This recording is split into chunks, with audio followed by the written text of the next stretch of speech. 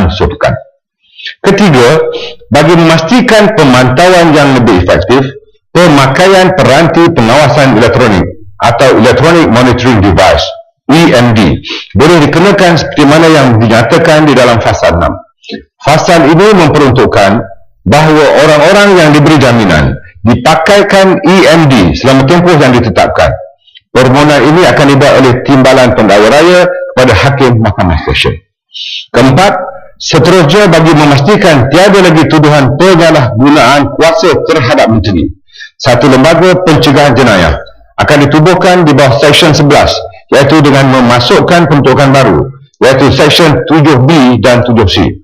Lembaga ini akan terdiri daripada seorang pengurusi dan 2 orang ahli yang dilantik oleh Yang di-Pertuan.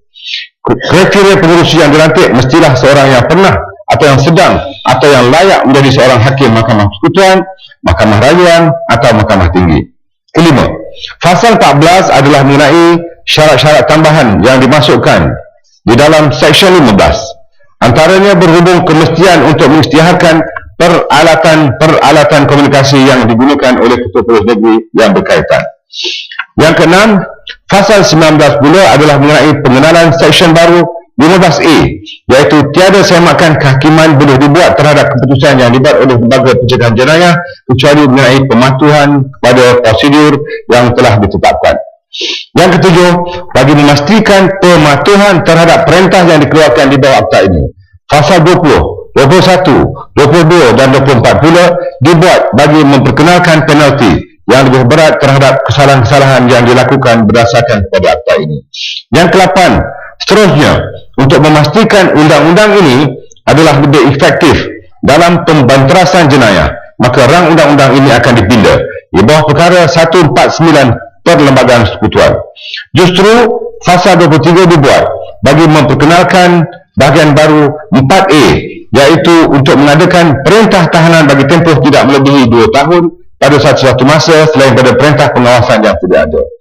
Yang ke-8, menyedari bahawa undang-undang ini digubal di bawah perkara 149 yang membenarkan penahanan individu oleh pihak polis untuk tujuan siasatan di luar norma kebiasaan tata cara jenayah dan undang-undang keterangan yang lazim, maka kerajaan telah mengambil keputusan mengadakan beberapa lindung jamin atau safeguard dengan izin seperti berikut. A. Memasukkan Fasal 19A, Fasal 19E, iaitu mengenai pengemukaan laporan tahunan kepada Parlimen, dan B. memperkenalkan Sunset Clause seperti mana yang dinyatakan di dalam Fasal 19F. Peruntukan ini memerlukan supaya bahagian 4A mengenai perintah tahanan ini dikaji semula setiap 5 tahun dan hendaklah terhenti berkuat kuasa, melainkan jika apabila semakan dibuat suatu ketetapan diluluskan oleh kedua-dua majlis parlimen untuk melanjutkan tempoh kuat kuasa peruntukan ini. Yang ke-10, untuk menangani isu saksi takut memberi keterangan, kepentingan umum dan keselamatan saksi akan dilindungi seperti mana yang dinyatakan di bawah Fasal 21A yang melarang penzahiran maklumat seperti mana yang dinyatakan di dalam Fasal 25.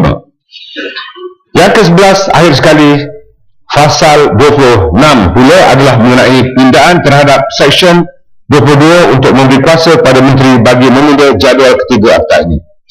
Yang Tua, sebelum ini terdapat undang-undang pencegahan yang digunakan di mana kuasa yang cukupi diberikan kepada pihak polis untuk menangani kes-kes jenayah terancang dan jenayah kekerasan dengan lebih berkesan.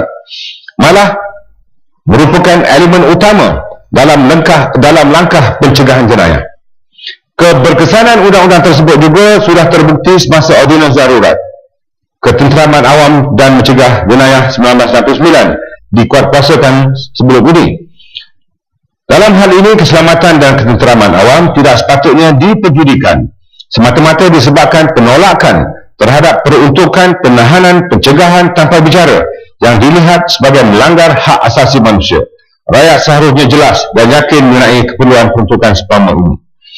Walaupun terdapat pihak-pihak tertentu yang mempunyai kepentingan akan menentang dan mengutuk tindakan kerajaan untuk memperkenalkan semula peruntukan tahanan pencegahan sebagai tidak berperikemanusiaan dan sebagainya, namun ia masih diperlukan demi kepentingan dan keselamatan rakyat. Penahanan tanpa bicara mempunyai kelebihan dalam aspek tindakan pencegahan ke atas jenayah terancam dan jenayah kekerasan. Ini kerana jika kes umpama itu dibicarakan di mahkamah, terdapat keperluan untuk memanggil saksi yang mana ia merupakan suatu masalah besar apabila saksi keberatan untuk tampil memberi keterangan. Terdapat banyak kes di mana saksi bagi kes-kes jenayah terancam dan jenayah kekerasan sebelum ini telah dibunuh, diugut dan sebagainya yang menyebabkan mereka takut untuk memberi keterangan. Tan Sri Yang Tua, antara kekangan utama dalam proses siasatan kes-kes jenayah terancam dan jenayah kekerasan ialah ketiadaan corroborations bagi mengukuhkan keterangan. Ini merupakan cabaran terbesar dalam memerangi jenayah terancam dan jenayah kekerasan. Kegagalan menemui barang kes seperti senjata yang digunakan akan menyebabkan kes tersebut tidak boleh dibawa ke mahkamah walaupun pengakuan suspek berjaya direkodkan oleh pihak polis. Dengan kemajuan teknologi maklumat dan komunikasi pada masa ini menambah baikkan secara keseluruhan Akta Pencegahan Jenayah 1959 yang termasuk peruntukan untuk penahanan pencegahan sangat diperlukan bagi mengekang secara efektif tindak tanduk penjenayah yang berada dalam tahanan serta meningkatkan kapasiti pengawasan polis. Ini adalah penting kerana bantuan peralatan komunikasi yang canggih penjenayah khususnya dalam kongsi gelap yang dikenakan perintah pengawasan atau tahanan pencegahan masih mampu meneruskan aktiviti jenayah melalui arahan yang boleh diberikan dengan mudah kepada ahli kumpulan masing-masing, misalnya memberi amaran atau mencederakan saksi. Sehubungan ini juga adalah wajar dipastikan penjenayah yang dikenakan perintah pengawasan polis tidak dapat berhubung dengan pihak luar untuk memberi arahan misalnya yang boleh mengancam keselamatan saksi atau mengganggu siasatan polis. Justru dengan mandat yang diberikan oleh rakyat pada pilihan raya umum yang lalu, kerajaan dengan penuh kepertanggungjawaban akan memastikan semua rakyat Malaysia terlindung dan terus hidup dengan keadaan aman. Keamanan ini tinggi nilainya berbanding dengan pergolakan di beberapa buah negara di luar sana. Ingin saya tegaskan di sini bahawa penjenayah adalah buta warna dan tidak mengira siapapun mangsa mereka.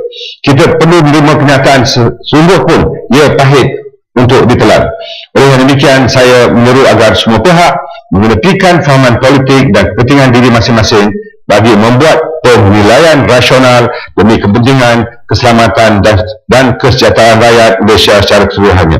Tan Sri Yang Tua, di kesempatan ini juga suka saya menyatakan bahawa selepas mengambil kira pandangan pelbagai pihak dan engagement dengan beberapa pihak, terdapat beberapa makluman balas yang telah diterima sebagai usaha untuk menambah baikkan rang undang-undang yang dibentangkan di hadapan Dewan Yang Mulia ini.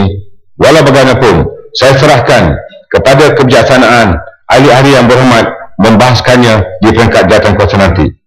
Antara huraian-huraian yang telah dibangkitkan yang telah kami ambil kira ialah: satu, supaya tempoh reman dinaikkan dari 39 hari kepada 60 hari. Kedua, supaya bilangan ahli lembaga pencegahan jenayah yang bakal dibentuk ditambah kepada 5 orang kesemuanya. Ketiga, memberi kuasa kepada menteri untuk menunda, memotong dan menambah jadual. Maaf, Tan Sri. Yang keempat, supaya kuasa menyediakan kenyataan bertulis semasa permohonan reman di Mahkamah Magistrate dibuat oleh seorang pegawai polis berpangkat tidak rendah dari inspektor. Permohonan reman di Mahkamah Seksyen pula kenyataan bertulis oleh pegawai polis berpangkat tidak rendah dari ASP dikekalkan. Yang kelima, memotong Seksyen 7C yang memperuntukkan kriteria dalam pengeluaran perintah tahanan dan perintah pengawasan oleh lembaga pencegahan jenayah. Dan yang keenam, supaya memasukkan peruntukan baru untuk pemasangan peranti EMD pada mereka yang diperintahkan diletakkan di bawah pengawasan polis. Tan Sri Yang Tua, saya mohon mencadangkan. Ada yang menyokong? Saya menyokong Sound Speaker.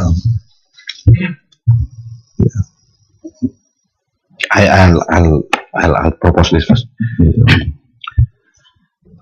Yang hormat, masalah di hadapan majelis ialah undang-undang bernama suatu akta untuk menindai dan memperluas akta pencegahan jenayah 1999